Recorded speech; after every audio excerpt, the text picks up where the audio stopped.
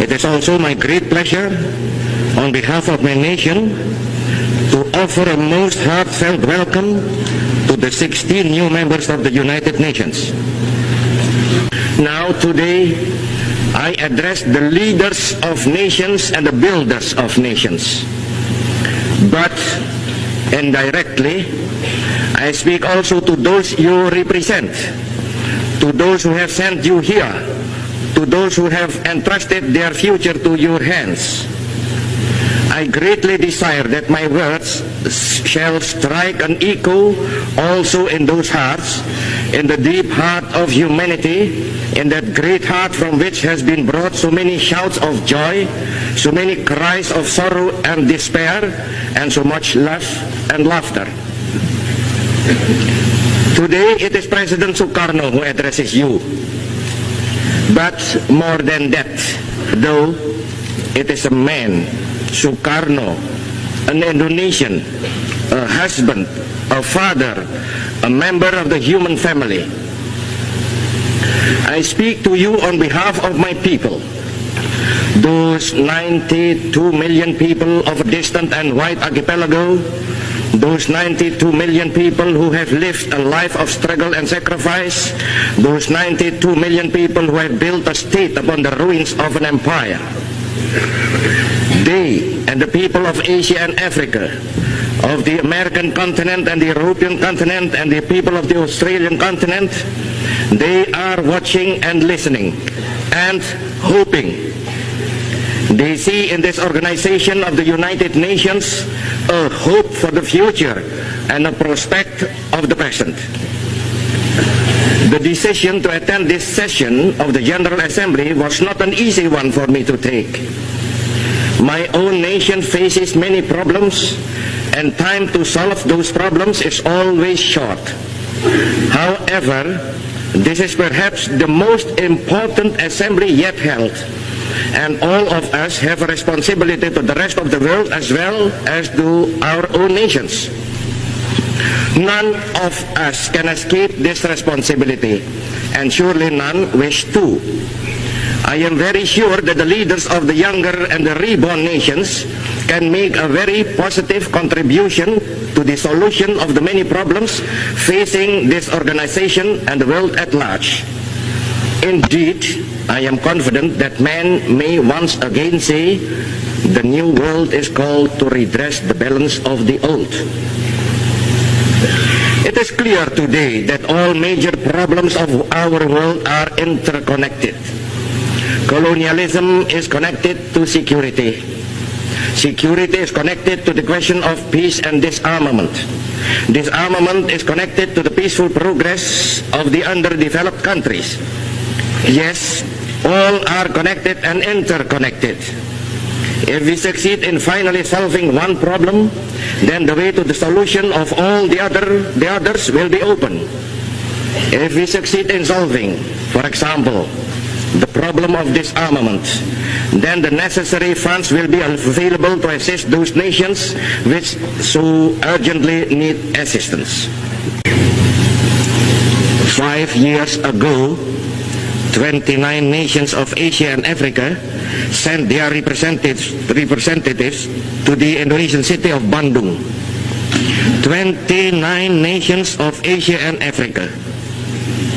Today, how many free peoples are there?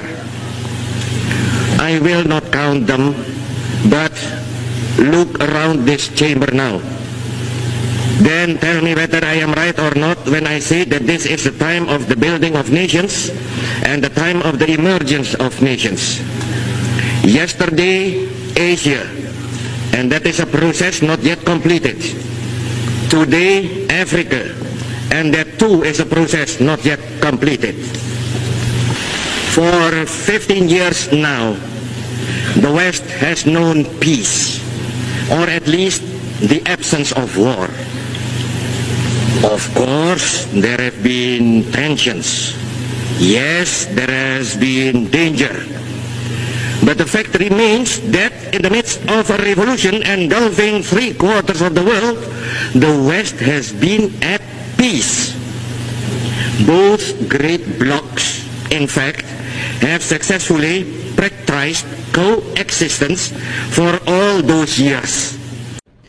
The Assembly will now hear an address by His Excellency Mr. Suharto, President of the Republic of Indonesia.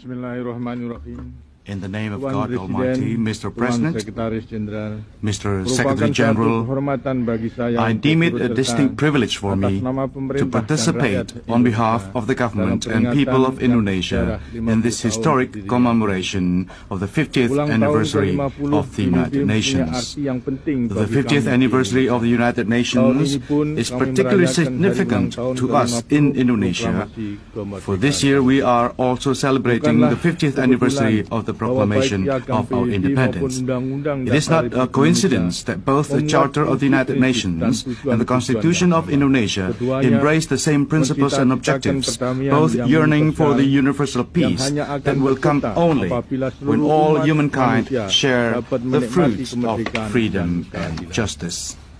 For Indonesia, the United Nations is an important forum for the fulfillment of our constitutional mandate to contribute to the eradication of colonialism, domination, poverty, and injustice everywhere, and to the shaping of a new international order. The United Nations has figured prominently in Indonesia's struggle to preserve its freedom. Mr. President, the United Nations has played a crucial role in containing conflicts in various regions. To ensure peace in this post-Cold War era, however, we need to enhance the capabilities of the United Nations through a more effective global and regional mechanisms for peacemaking, peacekeeping and post-conflict peace building, as well as preventive diplomacy. Upaya pencegahan konflik melalui diplomasi. Secara keseluruhan PBB On the whole, the dan badan-badan United khususnya Nations and its telah specialized melakukan agencies sejumlah have pursued kegiatan an yang immense menyeluruh array of seluruh activities segi kehidupan that touch masyarakat every di seluruh aspect dunia. of people's Namun lives semuanya all tadi over the tidak world. dapat terus It cannot, dilanjutkan however, sementara PBB continue to menghadapi carry them out krisis keuangan with yang undiminished success and Jika vigor keadaan ini while it dibiarkan totters in the berlarut-larut, brink maka of akan financial merugikan insolvency. masyarakat dunia. This situation cannot Marilah go indefinitely kita jadikan without peringatan adverse 50 tahun consequences to the organisasi world kita ini community. sebagai Let this momentum 50th yang baik anniversary bagi of kita our semua organization untuk be an occasion membahas for all of masalah us penting itu, to address this serta critical masalah issue, yang as well as the berkaitan issues dengan relating to its reform, revitalisasi dan revitalization, demokratisasi and democratization, so that we'll be able to adopt the challenges of our time. Mr. President, since the 1960s, the United Nations has launched a series of international development strategies, but these have not been sufficient to redress the imbalances between the developed and the developing countries. The gap between them continues to widen. The developing countries remain marginalized from the world economic decision-making processes. With the end of the Cold War, there has been a new surge of interdependence and multilateralism, while the world economy has increasingly globalized. The non-aligned movements at its Jakarta summit in 1992 adopted a new approach and orientation and launched an initiative to once again engage the developed countries in a dialogue based on this time on mutual interests and benefits, equitably shared responsibility, as well as on genuine interdependence. Pembagian tanggung jawab yang adil dan saling ketergantungan yang sejati. Adalah harapan kami bahwa it is our hope that the revival of this dialogue will be distinctly reflected in the agenda for development, so that it will adequately complement the agenda for peace. Mr. President, in these troubled times, we, the governments and peoples of the world, berpaling pada look up PBB to the demi United kelanjutan Nations for the harapan-harapan sustenance kita. of our hopes. Pernyataan bahwa kita There is no membutuhkan question PBB that we need bukanlah the suatu United yang perlu Nations. dipertanyakan. Hal yang justru sering What kita we often lupakan forget adalah is bahwa that the PBB United juga Nations membutuhkan kita. needs us too. Keberhasilan PBB kita sambut We dengan applaud its sukacita, triumphs, tetapi but we kita often forget seringkali lupa bahwa that its kegagalan-kegagalan dalam dunia are ini adalah ours juga too. kegagalan kita. Tanggung jawab Its PBB adalah juga responsibility tanggung jawab is kita our semuanya. responsibility. PBB telah berhasil The United memenuhi Nations has kebutuhan served kita us well selama setengah over the abad past terakhir half ini. century. Tetapi kita tidak akan However, pernah mampu we will never be able menciptakan to tatanan realize internasional the new baru international yang lebih order damai, of greater lebih peace, berkeadilan social dan justice, lebih and makmur. common prosperity Apabila organisasi so long ini as dibiarkan the tetap pada organization is kondisi allowed seperti to sekarang. remain in the state Kita hanya that it dapat is in mencapai today. tujuan itu We can reach apabila that goal kita only pada after we akhirnya have finally mampu made the United menjadikan Nations PBB the sebagai effective sarana instrument perdamaian of yang peace efektif as bagaimana was dicita-citakan envisioned 50 50 tahun years yang lalu. ago. Semoga Tuhan May Yang God Maha Esa Almighty memberkati bless kita us all. semua. Terima kasih. Thank you, and I Wassalamualaikum thank you, Mr. warahmatullahi President. wabarakatuh.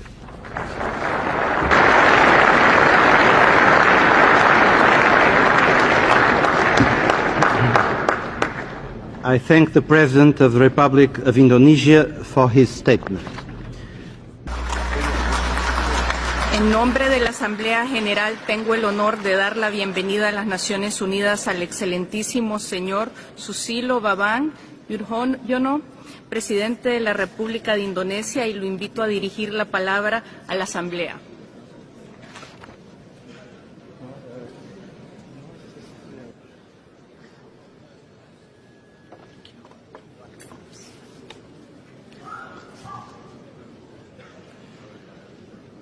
Bismillahirrahmanirrahim. Assalamualaikum warahmatullahi wabarakatuh. May peace be upon us all. Madam President, I am honored to represent my country, Indonesia, at this year's UN General Assembly debate to discuss how we can find better ways to peacefully resolve or manage conflict around the world. This, of course, is what the UN is all about, to end the scourge of war and to create a peaceful and equitable world order based on international cooperation. And in these decades since its founding, the UN has developed a number of instruments to address conflicts in all their manifestations. In those decades, many interstate and intrastate conflicts have been resolved. Angola, Bosnia, Cambodia, Timor-Leste, and many more. The question we must ask now is whether these instruments are adequate to address the whole spectrum of conflicts that the world community now faces. This is clearly evident in the Syrian crisis. The world community is painfully witnessing the worsening violence and unfolding humanitarian catastrophe on the ground. At the same time, the UN is in paralysis in responding to the situation. There is no end to the conflicts in sight, and it appears that we have not seen the worst of the crisis. Indonesia therefore reiterates its call for the immediate cessation of violence in Syria, which has taken a high toll on innocent civilian lives. The UN Security Council must now unite and act decisively as mandated by the UN Charter to bring the situation under control. Clearly, whatever the explanation, the present international system for now cannot resolve the Syrian conflict.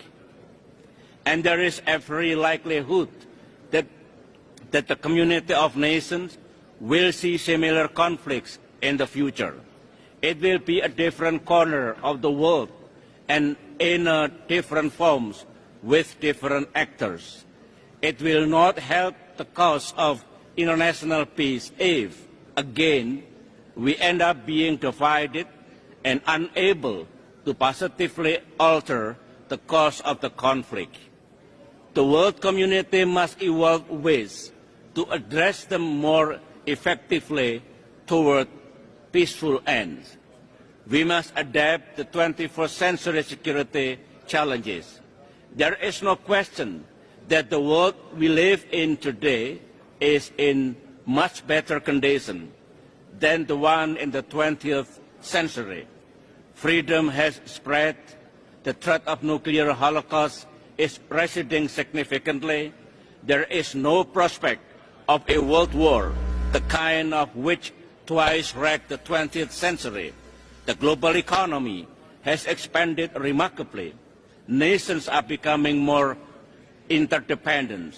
International cooperation and partnerships are flourishing. However, it is only relative peace, not total peace as yet.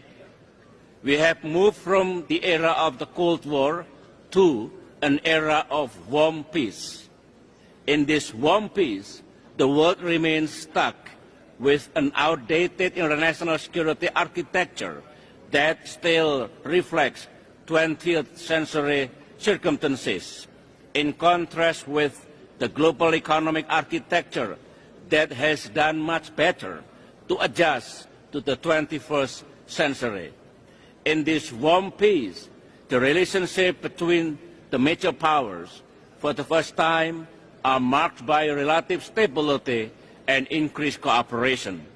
But the question remains unanswered as to how they will accommodate the growing ranks of emerging powers that are reshaping the world order. In this warm peace, old enmities and long-standing conflicts can still resurface in the new strategic landscape, even carried on by new generation. In this warm peace, we are seeing new security challenges and opportunities arising from seismic power shifts that are occurring in some regions. The security implications of the political events in the Middle East are still unfolding. In this warm peace, the world community still has to contend with an array of unfinished business: the Arab-Israeli conflict, nuclear disarmament, territorial dispute in the South China Sea, tension in the Korean Peninsula, and the likes. In this warm peace, new progress can easily regress. Hard-won peace process can stall or even crumble. Strategic miscalculation in disputed theater may lead to rising tension and armed clashes. And in this warm peace, pockets of hatred and bigotry, intolerance and extremism continue to litter our world. Perhaps we will have to live with this warm peace for decades, but I do believe that we can lower the temperature of this warm peace. Where possible, we can resolve the conflict one by one. We can strengthen the building blocks for peace.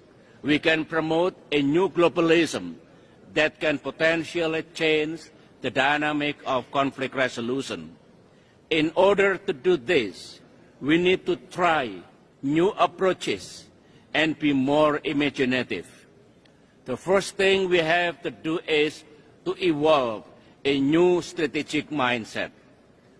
Let's face it, the remnant of Cold War mentality still persists in parts of the geopolitical landscape, not least our own United Nations, where rigid, dogmatic, zero-sum calculation sometimes still come into play.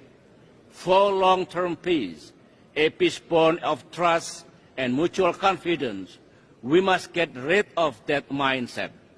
In this light, we must continue to work toward a reformed UN Security Council, a council that reflects 21st century strategic reality and provides security to all.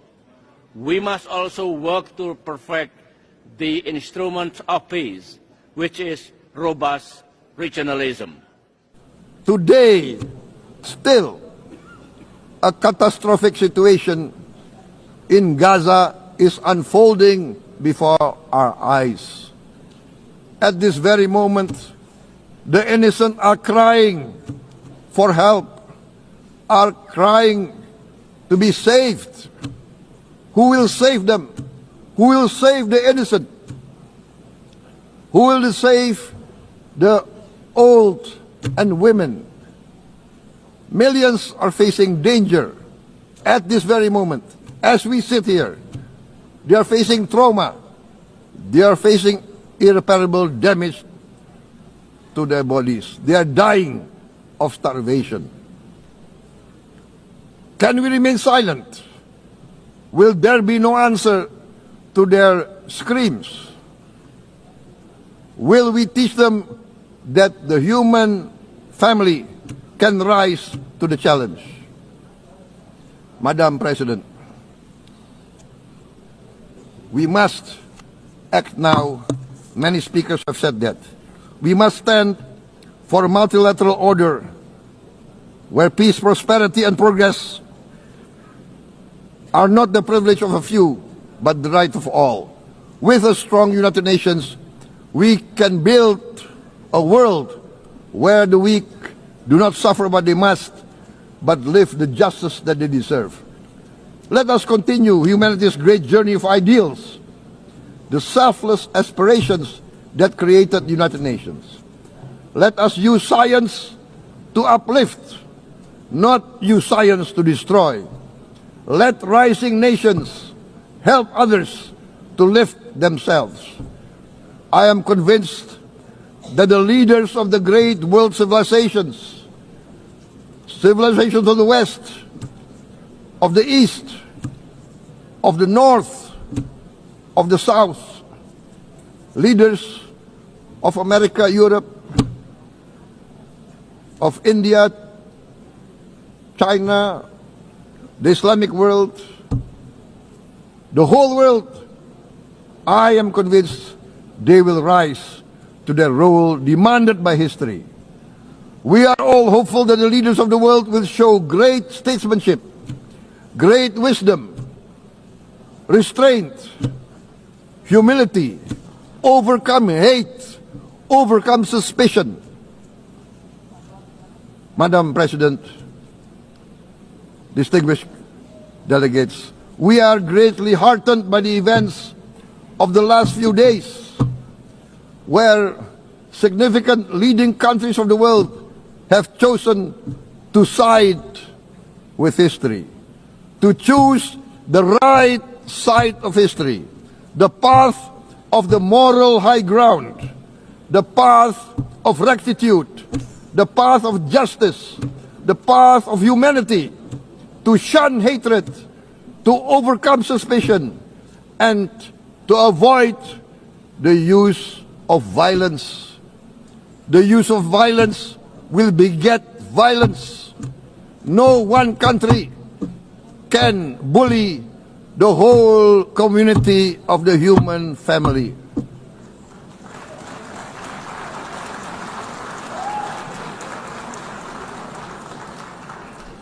We may be weak individually, but the sense of oppression, the sense of injustice has proven in the history of mankind that this sense of injustice, this sense of oppression will unite into a strong force that will overcome this oppression, that will overcome this injustice.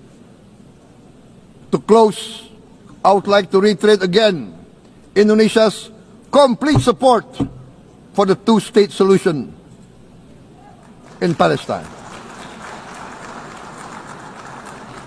We must have an independent Palestine, but we must also recognize, we must also respect, and we must also guarantee the safety and security of Israel.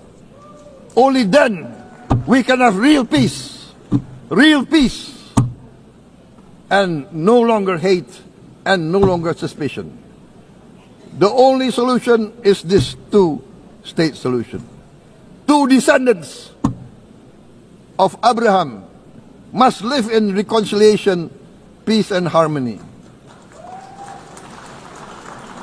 Arabs, Jews, Muslims, Christians, Hindus, Buddhists, all religions, we must live as one human family. Indonesia is committed to being part of making this vision a reality. Is this a dream? Maybe, but this is the beautiful dream that we must work together towards. Let us work towards this noble goal. Let us continue humanity's journey of hope, a journey started by our forefathers, a journey that we must complete. Thank you. Wassalamualaikum warahmatullahi wabarakatuh.